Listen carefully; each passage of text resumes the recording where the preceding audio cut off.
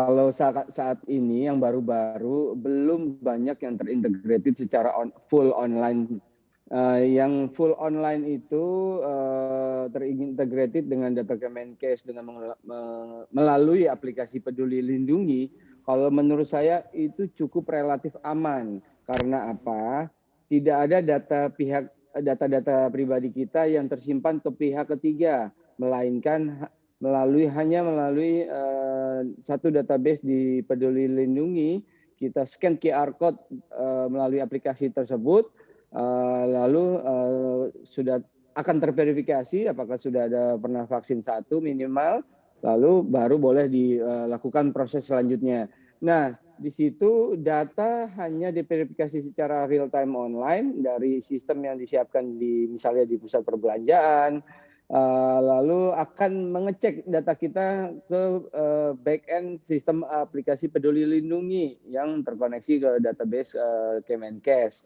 Nah, di situ bisa dipastikan nggak ada data pribadi kita yang terbaca ataupun tersimpan yang bersifat sensitif di pihak ketiga ataupun penyedia pusat perbelanjaan tadi. Sedangkan yang dikhawatirkan adalah misalnya sistemnya belum fully integrated online tadi, masih manual, dibaca, dilihat, ataupun bahkan misalnya difoto oleh pihak lain, nah itu baru membahayakan.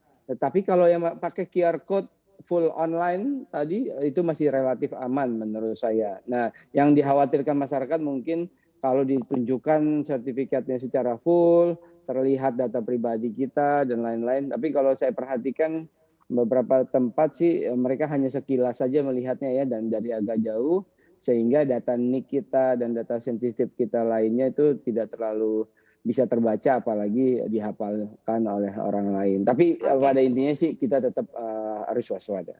Oke, artinya jika tidak difoto oleh pihak lain ini bisa dikatakan relatif aman begitu ya. Nah, tapi kalau kita lihat nih ya, tadi Anda katakan bahwa memang relatif aman, tapi sebetulnya rawan pemalsuan tidak sih Mas? Kalau kita lihat di sini juga kan mungkin ada juga Nah, nih ya yang belum divaksin tapi ingin segera masuk ke mm-mm. mall sehingga akhirnya juga melakukan pemalsuan-pemalsuan begitu. Dan kemudian juga langkah apa yang sebetulnya bisa diambil oleh penerbit sertifikat vaksin digital? Nah, baik. Kalau hal seperti itu sebenarnya gini, makanya kalau yang saya bilang tadi kalau yang titik-titik tertentu yang sudah fully integrated online tadi pakai aplikasi Peduli Lindungi, itu aplikasi Peduli Lindungi kan di handphone kita pribadi dan di-scan yang udah otomatis bawa data kita sendiri. Tetapi kalau pemalsuan misalnya belum yang fully integrated online, pakai sertifikat pakai sertifikat fisik atau pakai kartu yang dicetak-cetak.